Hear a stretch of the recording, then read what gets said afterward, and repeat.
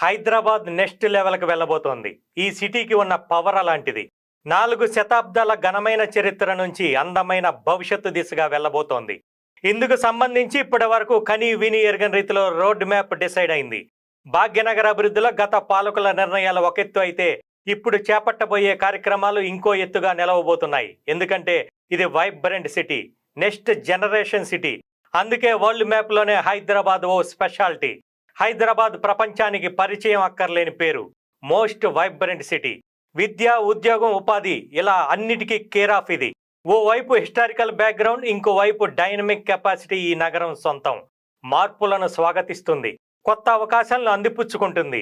జీవన ప్రమాణాలు మెరుగ్గా ఉండే భాగ్యనగరం వెరీ వెరీ స్పెషల్. ఎన్ని ప్రతికూల సిచ్యువేషన్లు వచ్చినా తట్టుకొని నిలబడగలిగే సిటీ ఇదే.